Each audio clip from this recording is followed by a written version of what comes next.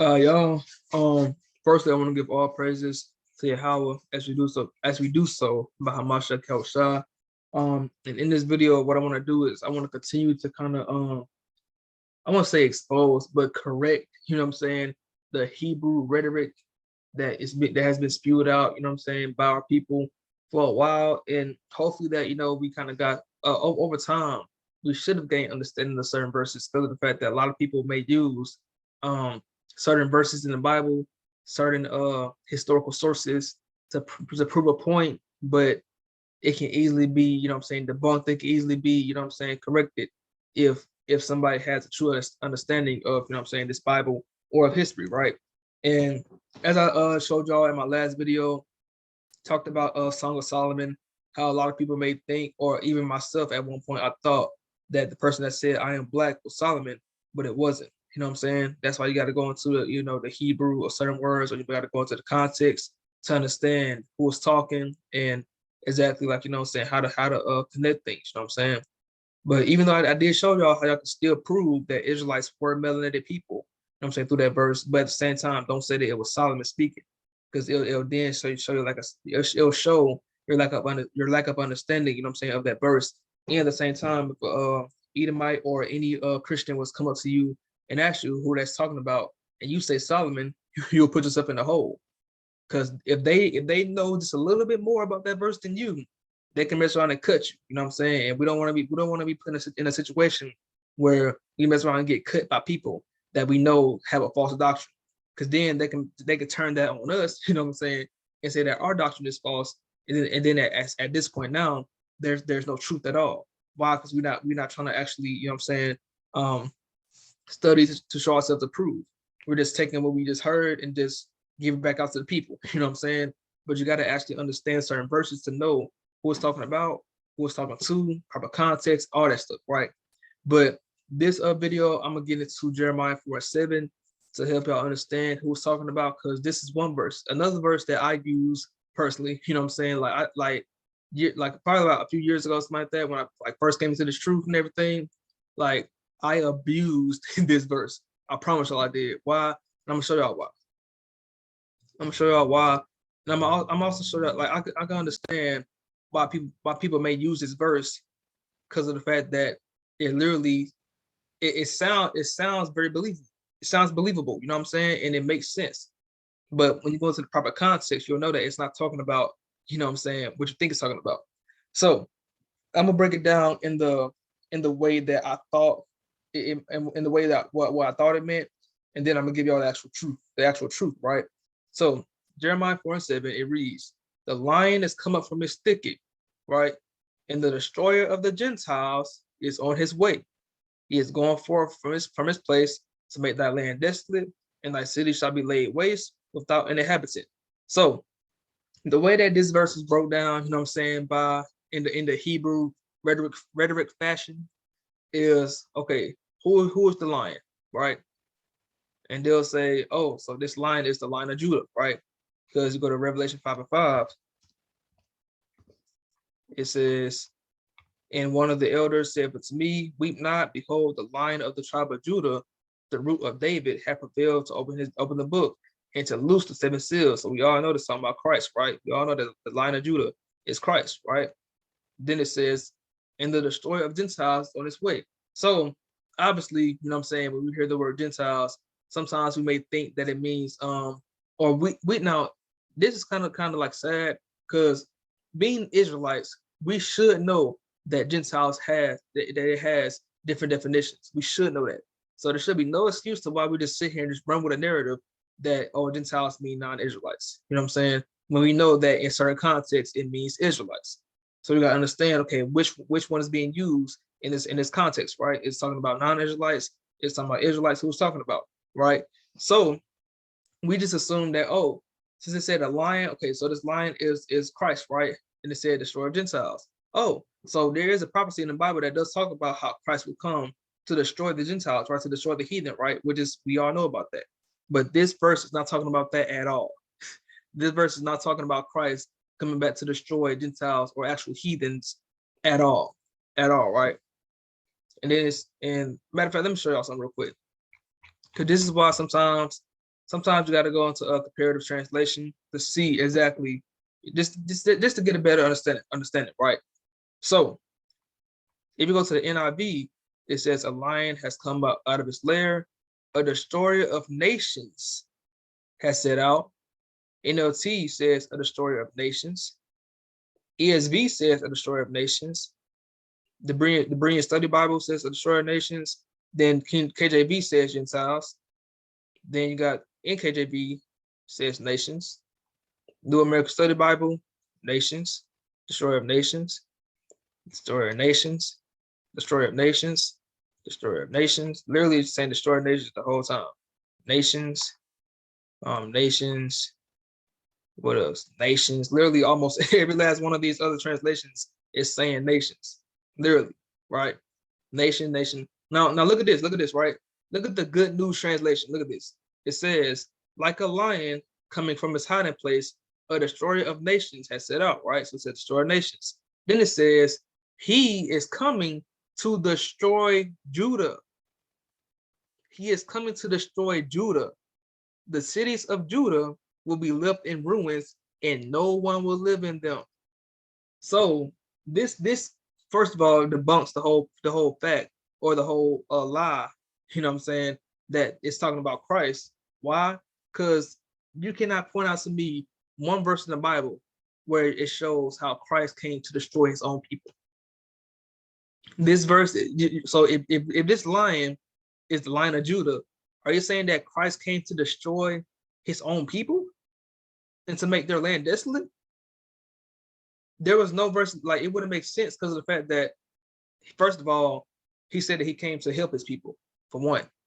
So why would he come in his earthly ministry to help his people? But before that, he destroyed them. Like I'll destroy y'all first, but like, no, I'm gonna come back and just help y'all and build y'all back up. Like, no, not at all. It's not talking about Christ at all, at all, literally. And also when it says Gentiles, it's not talking about heathen. The word Gentile can mean nation, and I'm gonna show y'all that. Just because it says Gentile does not mean it's always talking about, you know what I'm saying, what you call it, non-Israelites. Because look, so the word goy, goyi, or whatever in the Hebrew, and it means nation, people. And there are three different ways you can use it. It can either mean usually of non-Hebrew people, which are non-Israelites, of the descendants of Abraham, of Israel, of swarm, so it's figurative. But basically, it just means nation, nation of people, right?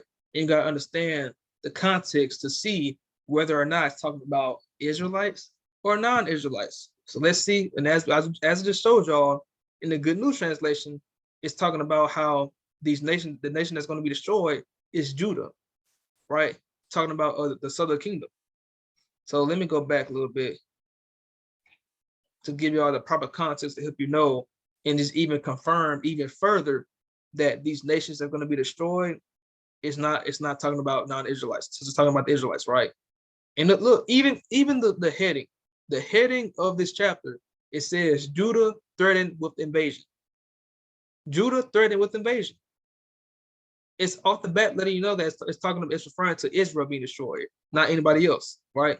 Even though there are prophecies about how heathens will be destroyed, but in this context, it's not talking about that. So, like I said, the reason I'm making these videos is because of the fact that I don't want y'all to go out there and incorrectly use, you know what I'm saying, these scriptures, because anybody with a little bit more knowledge in these scriptures can use that against you and easily cut you and show your lack of understanding. You know what I'm saying? Let's continue. So let me start at verse 1. It reads, if thou wilt return, O Israel, saith the Lord, return unto me, and if thou wilt put away thine abominations out of my sight, then shalt thou not remove, and thou shalt swear, the Yahweh liveth in truth and in judgment and in righteousness, and the nations shall bless themselves in him, and in him shall they glory. For thus saith Yahweh to the men of Judah and Jerusalem, break up your fallow ground and sow not among thorns, right? Circumcise yourselves to the Yahweh and take away the foreskins of your heart, talking about how you gotta circumcise your heart. Basically, it means to keep the laws and commandments of the Most High, right? And it says, ye men of Judah and inhabitants of Jerusalem, lest my fury come forth like fire and burn that none can quench it because of their evil doing. So literally, we all know that throughout the Bible, this same ultimatum has been given to us many times, even Deuteronomy. When it came down to those curses, we were told, okay, if you keep my commandments and do right by them, you'll be blessed. If you don't, you'll be cursed. You have a punishment that's gonna be placed on you and your people, right? And the same thing is happening right here. We're given an ultimatum to either keep the laws and commandments or will be destroyed. Simple as that, right? So verse 5, declare ye in Judah and publish in Jerusalem and say, blow ye the trumpet in the land, cry, gather together and say, assemble yourselves and let us go into the defense cities. So verse 6, pay attention, y'all, pay attention. So look, it says this verse is going to be very important to know who it's talking about, right? So it reads, set up the standard towards Zion, retire, stay not. For I, so Yahweh was saying, he said, I will bring evil from the north. He's going to bring evil from the north in a great destruction. Right? Then it goes to saying that the lion is coming from the thicket, the shore of the nations on its way, right? So we all know that's talking about what you call it. This context is in reference to the Israelites and how Judah is going to be destroyed, not any heathens yet. You know what I'm saying? So it's saying that there's going to be a great evil he's going to bring from the north. So let me show you something real quick. So like I said, keep in mind, he said he's going to bring a great evil from the north. So when you go to Bible Hub, right? In Bible Hub, 9.9 times out of 10, from what I study for myself sometimes, it will give you the proper precepts to connect to these verses, right? So when it says cross references, is basically like the precepts to tie together to this verse, right? So let's see the precepts that they have for Jeremiah 4:7. So Isaiah 1:7 says, your land is desolate, your cities are burned with fire. Foreigners devour your fields before you, a desolation demolished by strangers. So these cross-reference verses or precepts, it literally ties in together and associate with Jeremiah 4:7. It should do that.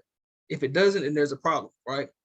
But it's saying that there's going to be foreigners, strangers, non-Israelites who are going to come to destroy our land, make our land desolate, right?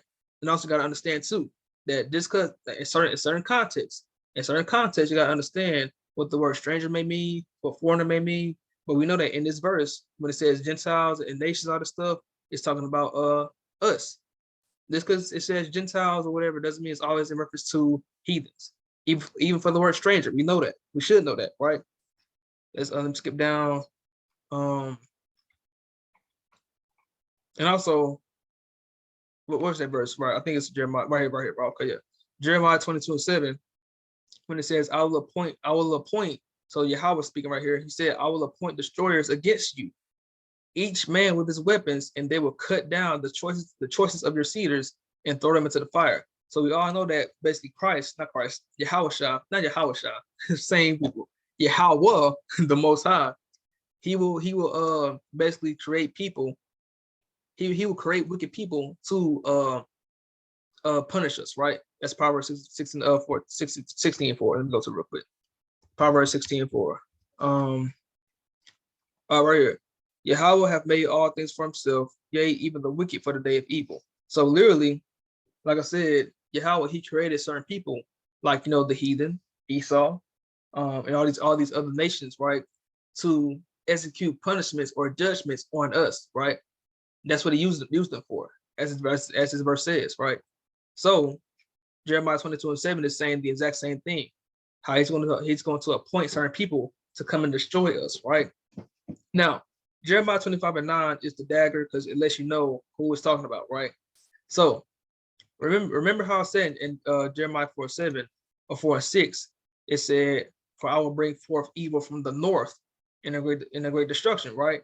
So Jeremiah 25:9, it reads, "Behold, I will summon all the families of the north, declares Yahweh, and I will send for my servant Nebuchadnezzar, king of Babylon, whom I will bring against this land against its residents and against all the surrounding nations. So I will devote them to destruction and make them an object, Slakia, an object of horror and contempt and everlasting Slakia, and everlasting desolation.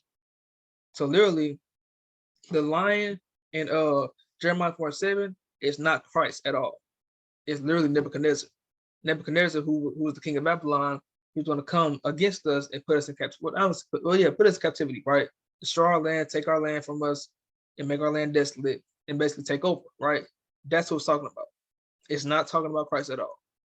So for anybody who try to use this verse and say that's talking about what you call it, the Lion of Judah coming to destroy actual heathens, like there are other verses you can use to prove that, but not this one.